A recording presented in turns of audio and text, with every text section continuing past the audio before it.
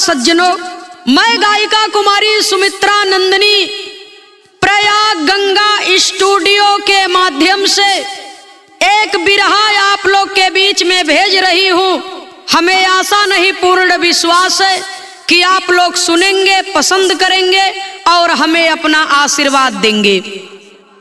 भृंग केश्वरी से शोभा है उपवन की होती, घास पर मोती सम रजनी जल झिल मिलाता, कोकिला कंठ से नाद कोयल करे,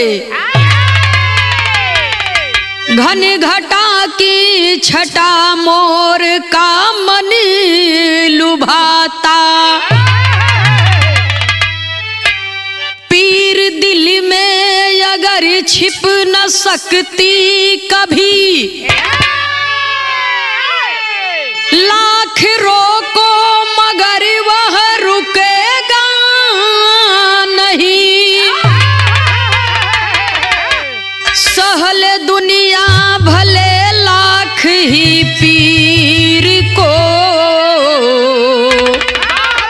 पर क्षुधा पीर की सह सकेगा नहीं।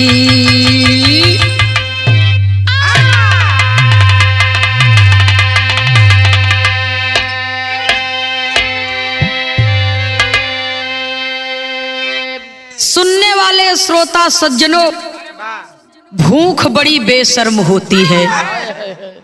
लाख सहले दुनिया भले लाख, सहले दुनिया भले लाख ही पीर को, पर क्षुधा पीर की सह सकेगा नहीं।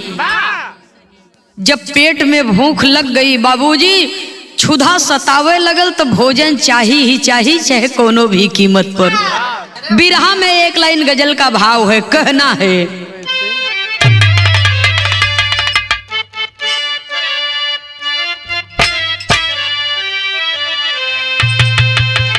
मेरे दिल की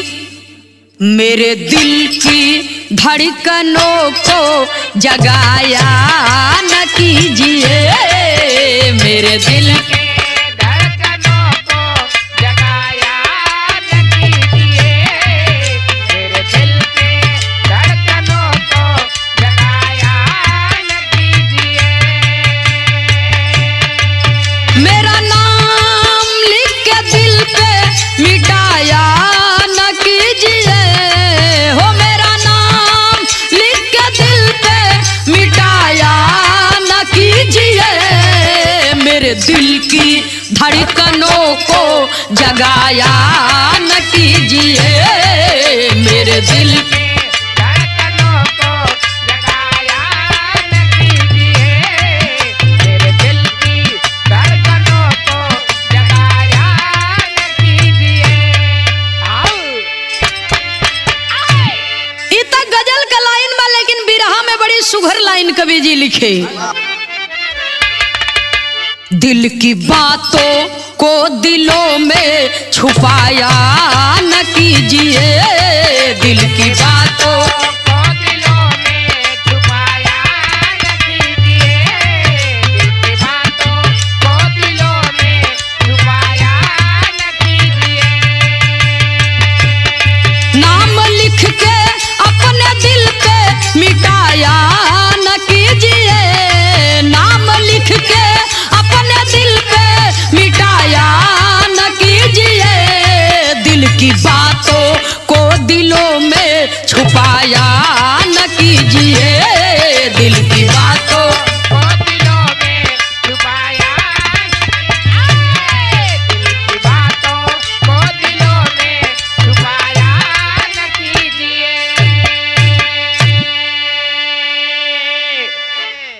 जब हमार शौक मजबूरी बन जाए तो दिल के बाद दिल में छिपावे के न चाहिए, हमदर्द से अपने कह देवे के चाहिए। कहानी का शुरुआत ही हमें से बा, कवि को संकेत करना पड़ा। कैसे मास्टर साहब?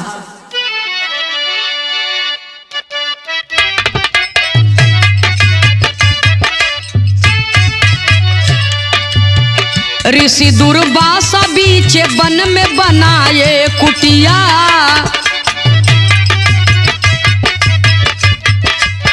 गए एक रोज सुबह से नहीं आए कुटिया।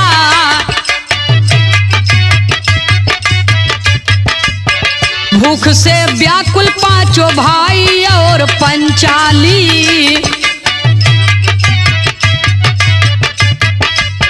लिए भोजन की आस आए कुटी पर हाली। ऋषि मिले न एक फल दिखा तरु पे जाई। करु भक्षण इसी को सोचते पांचों भाई। यही विचार पार्थ बाणों को छोड़ा है। पका है फल आम का डाली से तोड़ा है।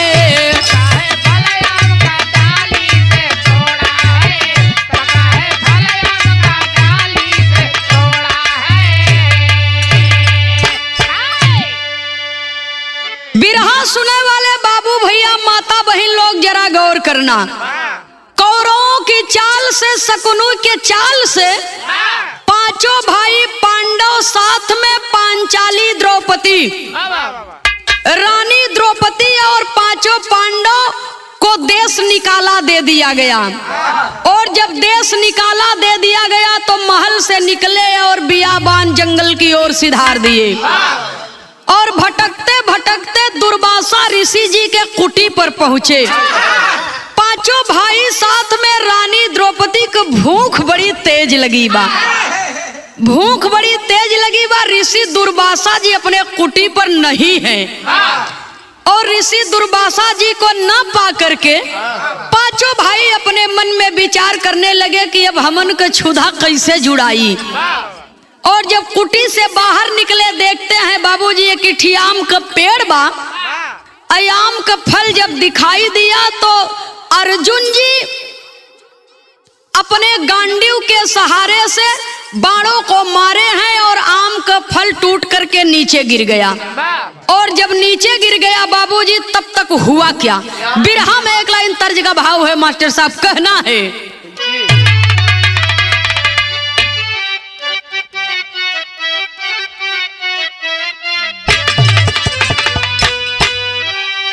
गोरी सिरावा पे गगरी उठाई के। गोरी सिरावा पे गगरी उठाई के। जालू शरमाई के, जालू शरमाई के हो। गोरी सिरावा पे गगरी उठाई के।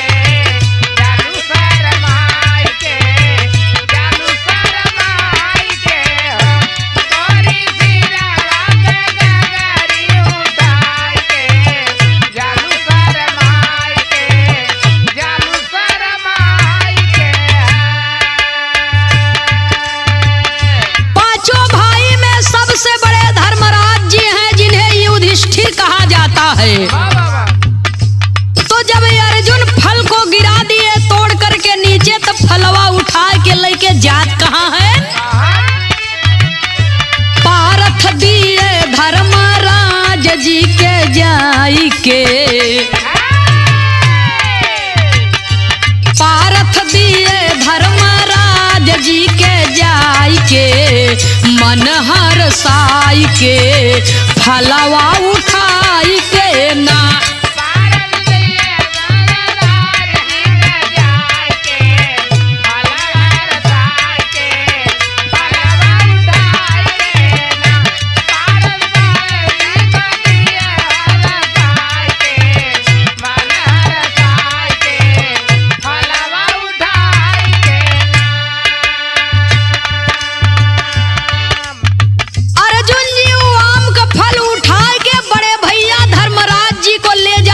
सौंप दिए। आप हम में सबसे बड़े हैं। और जब धर्मराज धर्मराज जी के हाथों में फल को दे दिए तो हुआ क्या? करी स्नान मुनि जी आए अपने द्वार हो, करी स्नान मुनि जी आए अपने द्वार हो, करी स्नान मुनि जी आए अपने द्वार।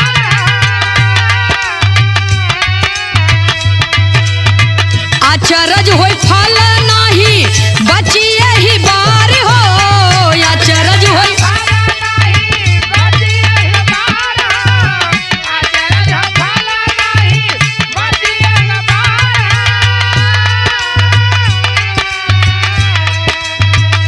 ऋषिवर साप दे हैं सबके बरियार हो, ऋषिवर साप दे हैं सब ही के आई के मन हर साई के फलवा उठाई के ना, ऋषिवर साप दे हैं सब ही के आई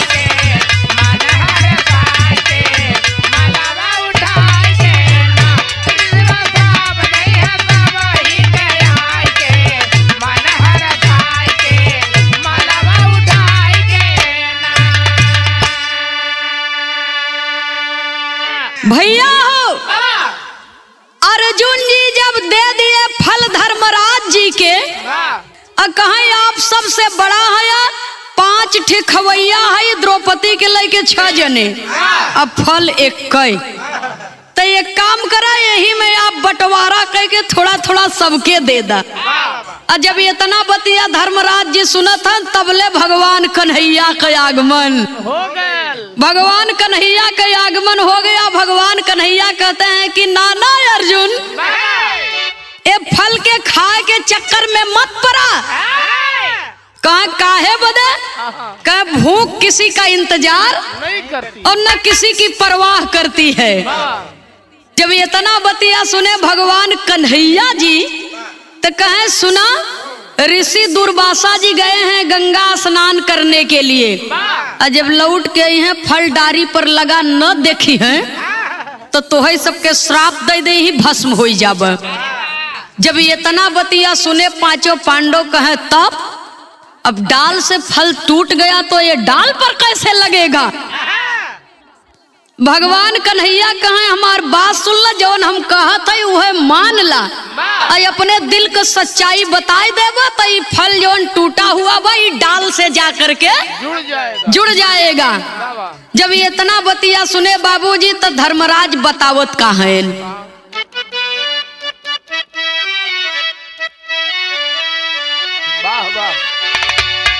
बिरहा में एक लाइन तर्ज का भाव है, कहना है हरि मोर कुंवर कन्हैया, अरे हरि मोर कुंवर कन्हैया बोलावेले बसुरिया बजाई के, हरि मोर कुंवर कन्हैया बोलावेले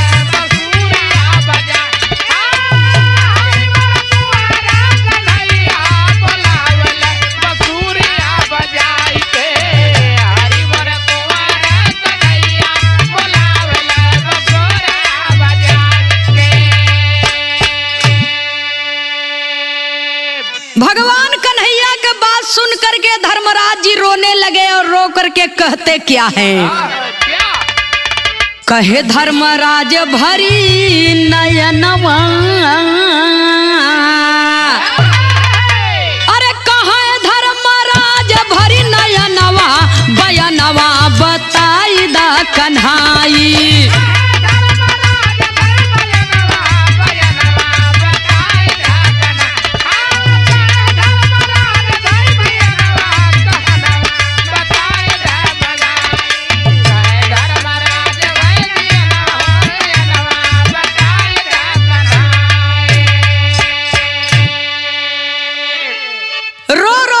कहते हैं कि हे केशव, हे यदुनंदन, मुझसे कौन सा ऐसा अपराध हो गया जो ऋषि दुर्वासा हमें श्राप दे देंगे। तो अंतरे के लाइन में कवि जी कितना सुंदर भाव लिखे, डरिया पे फल लागे कर कुछ उपैया।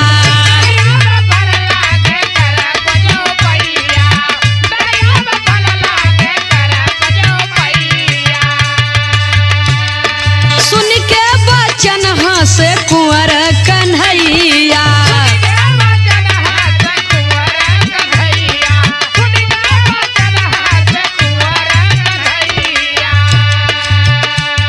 साच साच बोला पांचों जनवा,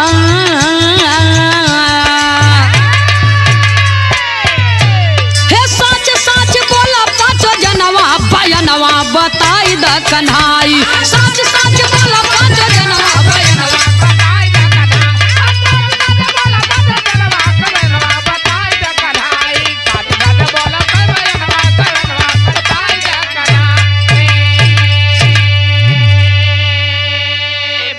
धर्मराज जी से कहें, पांचों पांडवों से भगवान कन्हैया कहें, सुना अपने अपने जीवन के एक एक सच्चाई छवो जने बताए दे, झूठ मत बोले।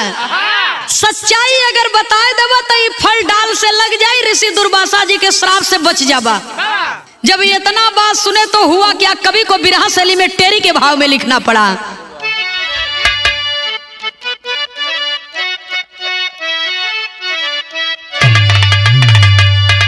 अरे मोरे राम,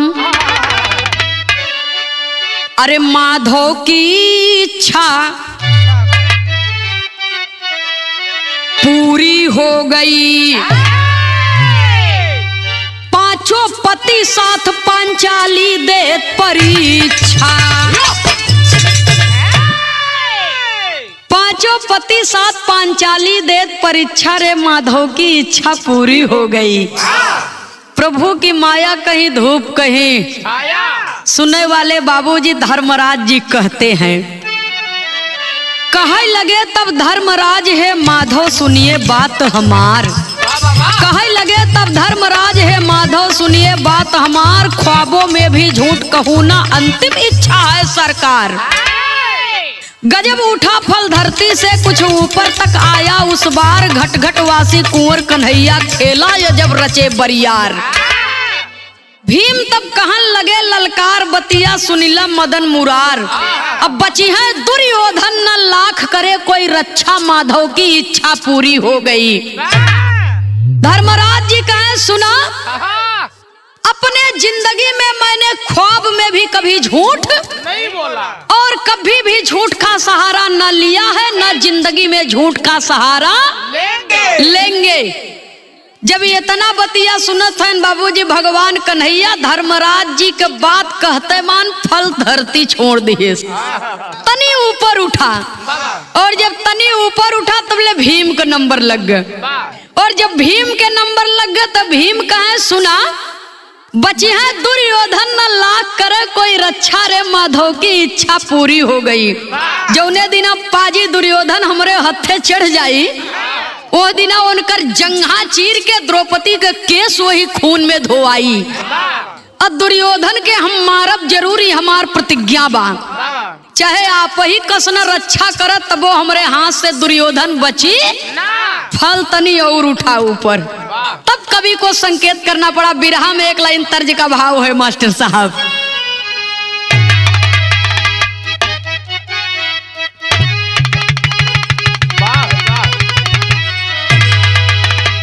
गज भर के गुजरिया गजब करे हो।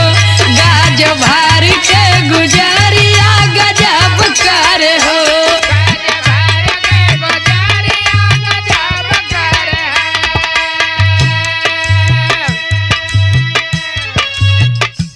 जब नियरे बोलाई,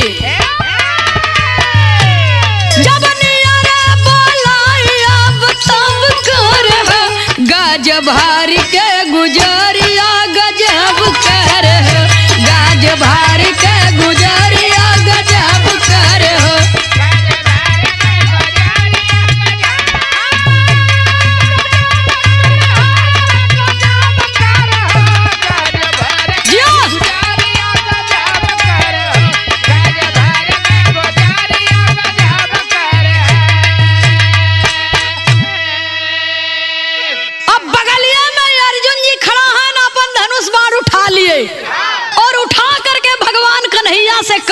है कहे पार धनु धारिया चढ़ा के बनवा कहे पार धनु धारिया चढ़ा के बनवा कहे पार धनु धारिया चढ़ा के बनवा। अरे भीष्म कर्ण का समरिया में तो भीष्म कर्ण का समरिया में अरे ले बजनवा रे कहे पार धनु धारिया चढ़ा के बनवा कहे पार धनु धारिया चढ़ा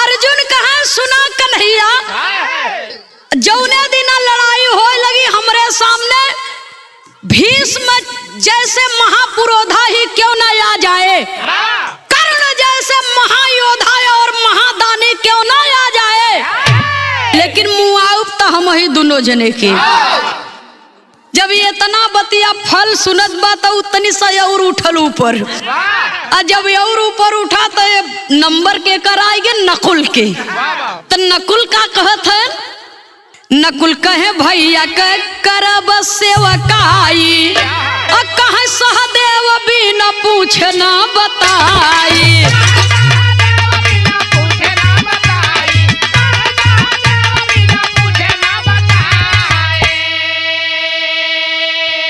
और धीरे धीरे फल उठत बा और देखे सब जनवर कहे पारथ धनु धारिया चढ़ा के बनवा। नकुल कहा हम सब दिन अपने भैयन के सेवकाई करब अपने भैयन के दास बन के रहब भाई के बगैर आदेश के हम एक कदम आगे नहीं बढ़ा सकी। सहदेव कहा पोथी पत्रा हमार जिंदगी बा एकरे बगैर तो हम कुछो कह नहीं सकी। अहे देख के हम बताऊ भगवान कन्हैया जी से कहत हैं कि कहाँ सच्चाई की जीत होए कहाँ झूठ की जीत होए। जब ये इतना बतिया बाबूजी कहत हैं पांचों जने तो फल एकदम डाल के करीब में हो गया। नंबर के कराएंगे पांचाली द्रौपदी के तो द्रौपदी का कहत हैं बिरहा में पहपट के लाइन में कवि को लिखना पड़ा।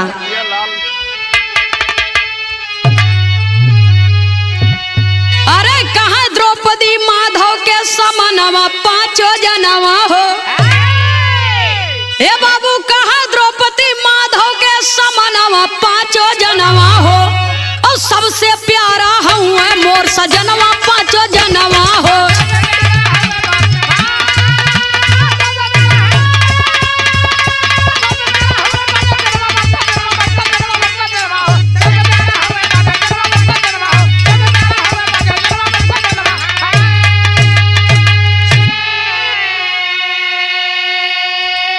और बतिया सुन के पांचों भाई मन ही मन मुस्काई हो और गिरा फल धरती पे फिर से आकर के बाहर आई हो। अरे अचरज भ सोचे कुंती ललनवा पांचों जनवा हो और झंखे सब ही अब न बचे परनवा पांचों जनवा हो। रानी द्रौपदी कहत है दुनिया में सबसे प्यारा ये पांचों पति हमके हैं हमारे प्राणों से प्यारा ये पांचों पति हैं मेरे लिए। अगर ये हैं तो मैं हूँ अगर हमारे पांचों पति पांडव नहीं तो मैं नहीं। इतना बतिया सुन के फल जवन उठा रहा ऊपर उलप से गिर गया धरती पे। और जब धरती पे गिर गया तब पांचों जने की पूरी ठठरी लगी ही लगी। अरे बाप रे बाप इतना कहत हम लोग ऊपर कह रहे तोहर बहन आइन थे कौन बतावा भगवान कन्हैया से कि तोहर बहन है। इतना तो हम लोग मेहनत करके जीवन का सच्चाई बताए के ऊपर उठौली जान बचावे का उपाय कह दिया तो एकदम से सर्वनाश कर देलिन। अब जिंदगी न बची अब ऋषि दुर्वासा जी यही तो पक्का श्राप दे दे तो हमार सबके जिंदगी माटी में मिल जाई। हम सब खसखस शराब तो होई सहू।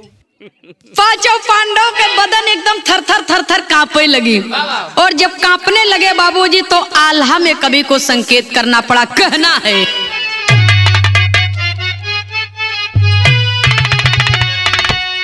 अरे दिलावा के बात तब अरे द्रौपदी बताओ ये भैया दिलावा के बात तब द्रौपदी बताओ ये भैया दिलवा के बात तब द्रौपदी बताओ ये भैया। जब की स्वयंवर मोररा चायल बरिया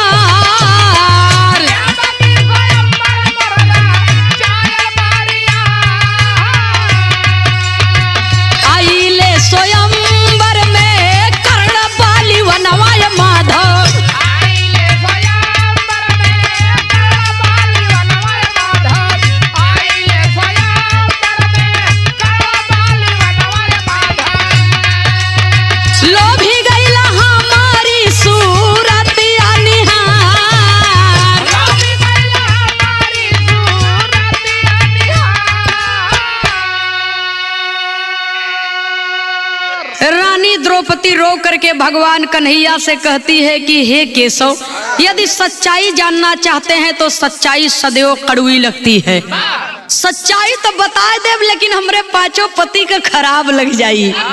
भगवान कन्हैया कहाँ यहाँ सच्चाई का बयान करे के बा बढ़िया खराब से मतलब नहीं बा। तब द्रौपदी कहती है कि सुना मैं राजा द्रुपद की बेटी और जब मेरा स्वयंवर रचाया गया तो बड़े बड़े राजा महाराज दूर देश से राजा महाराजा चल करके आए स्वयंवर में भाग लेने के लिए और उसी स्वयंवर में वीर कर्ण भी आया था और मुझे देख करके कर्ण मोहित हो गया और मैं कर्ण को देख करके मोहित हो गई।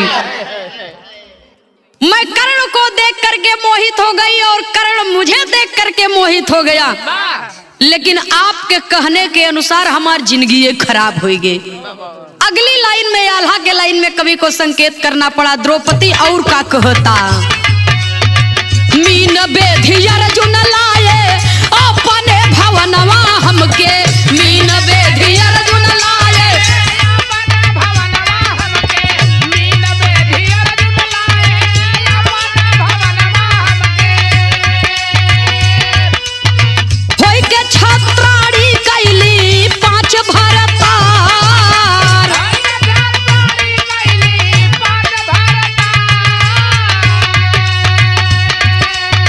रहे पांचों वीर जब खींचायल मोरी सरिया भैया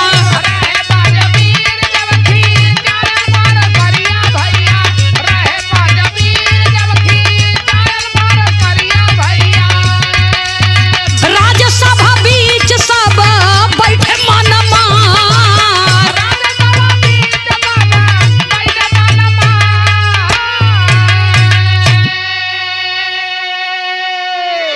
आपने तो मेरा स्वयंवर कर्ण के साथ में नहीं होने दिया और पांचों पांडव भी भेष बदल करके उस स्वयंवर में गए। मछली की आंख बेध करके हमें अर्जुन ले आए और जैसे मैं कोई वस्तु थी ले आकर के कहते हैं कि माँ बाहर आओ मैं तेरे लिए कुछ लाया हूँ। और इनकी माँ भी बुद्धि की हीन माँ ने कहा कि जो लाए हो पांचों भाई आपस में बांट लो। अरे एक छत्राणी होकर के पांच पांच पतियों के साथ में मुझे अपना जीवन बिताना पड़ रहा है। धिक्कार है, मेरे जिंदगी को धिक्कार है।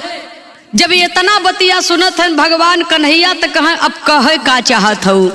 कहे सुना केशव ये पांचों पांडव जब दुशासन मेरी चीर हरण कर रहा था मेरी साड़ी को खींच रहा था और बाल पकड़ करके पाजी घसीटता हुआ मुझे दरबार में ले आया सबके सामने और दुर्योधन ठट्ठा मार करके हंस रहा था कि द्रौपदी को नग्न करके मेरे जंघे पर बिठाओ और दुशासन नीच मेरी साड़ी खींच रहा था मेरी चीर खींच रहा था मुझे बेपर्दा करने के लिए और पांचों पति मेरे ये अर्जुन, भीम, नकुल, सहदेव और ये धर्मराज जो कह रहे हैं कि मैं जीवन में ना कभी झूठ बोला हूं ना कभी जिंदगी में झूठ बोलूंगा, तो इतना बड़ा अन्याय कैसे सह लिए।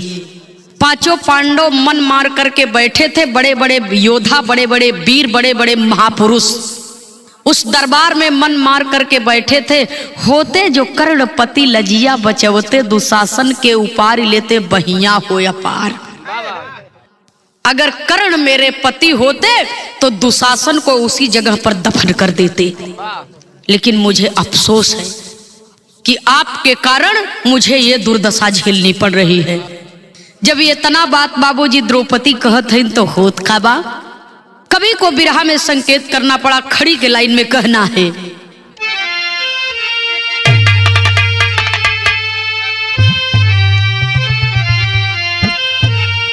अरे खड़े सर झुका के आज पांचों मूर्ति,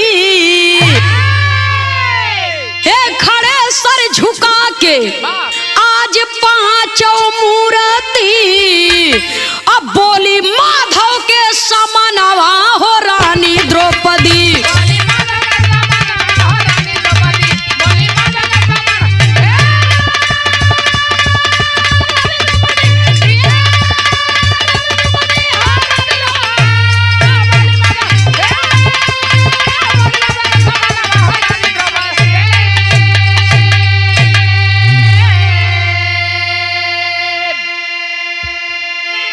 सुनने वाले बाबूजी, द्रौपदी कहती है,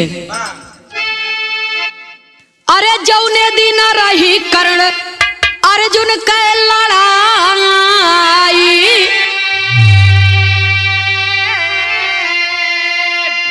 तीन कदम रथिया कर्ण पारथ के हटाई,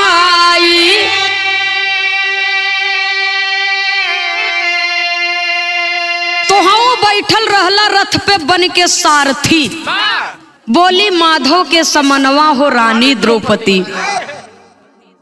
सुनने वाले श्रोता सज्जनों, रानी द्रौपदी भूत भविष्य वर्तमान सारी बात को बता देती है कि महाभारत के लड़ाई में पांचों पांडवों की सेना एक तरफ और कौरव की सेना एक तरफ, और जब अर्जुन को बाण मारते, अर्जुन मारते बाण कर्ण को तो 100 पग पीछे जाता था और फिर आता था, और कर्ण जब अर्जुन के मारे तो खाली 3 पग पीछे रथ हट जाए, और 3 पग पीछे रथ हट जाए तो आप उस रथ पर से बोल रहे थे, आप रथ के सारथी रहे और कहते थे कि वाह कर्ण वाह। तो यही मेरे पति अर्जुन हैं, इनके खराब लगे, और जब खराब लगे, खराब काहे लगत रहा, अरे अर्जुन के रथ पर तो स्वयं तीनों लोग का भार लिए हनुमान जी गदा लेकर के बैठे थे ऊपर ध्वजा पर, अर्जुन के रथ का सारथी स्वयं भगवान कन्हैया, ये तने पर भी वो मार दे तो 3 पग पीछे हट जा। कर्ण के तू सब इतना बलवान होई 100 कदम पीछे हटाई देते रहा, ये कोई बड़ी बात नहीं है। अरे भगवान के अस्तित्व को भी, भगवान के शक्ति को भी उन्होंने झकझोर करके रख दिया, और मैं कर्ण की दुल्हन नहीं बनी, इस बात का मुझे अफसोस है। तो कवि को संकेत करना पड़ा, कहना है, अरे गिरा जब समर में कर्ण मांगे गईला दानावा,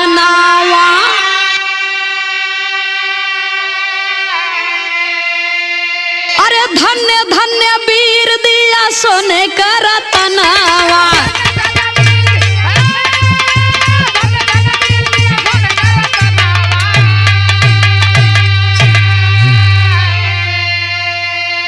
अरे भाग मोर फूटी कर्ण भइल ना पति, हे भाग मोरी फूटी कर्ण भइल ना पति, अब बोली माधव के समनवा हो रानी द्रौपदी।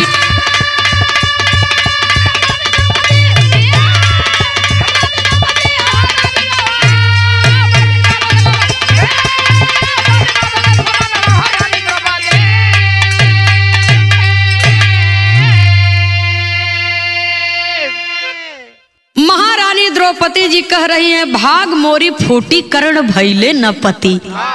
हमार किस्मत फूट गए, ना जाने कौने जन्म का पाप यह जन्म में आए के विसाई गए, और सिर्फ माधव आपके कारण। बोली माधव के समनवा हो रानी द्रौपदी, यदि कर्ण के गले में मुझे वरमाला आपने डालने दिया होता तो आज इतनी बड़ी दुर्दशा मेरी न होती और न मुझे झूठ बोलना पड़ता। जब ये इतना बतिया सुनत हैं भगवान कन्हैया तो कहते हैं कि देखो बहन, चाहे स्त्री हो, चाहे पुरुष हो, चाहे देवी हो, चाहे देवता हो, अपने अपने कर्मों की सजा तो भोगनी ही पड़ती है। अगर पाप किया है तो उसके भुक्तभोगी स्वयं आप लोग ही होंगे। महारानी द्रौपदी के मन से सच्चाई सुन करके बाबूजी पांचों भाई का गर्दन शर्म से शर्मसार हो गया और नीचे झुक गया। और रानी द्रौपदी की बात सुन करके हुआ क्या, आखिरी और अंतिम प्रमाण में कवि को संकेत करना पड़ा।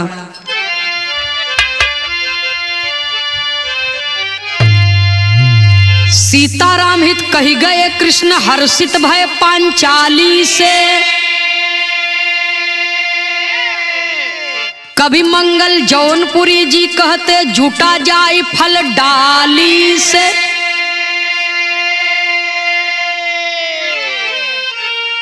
अरे राम माधव की इच्छा पूरी हो गई,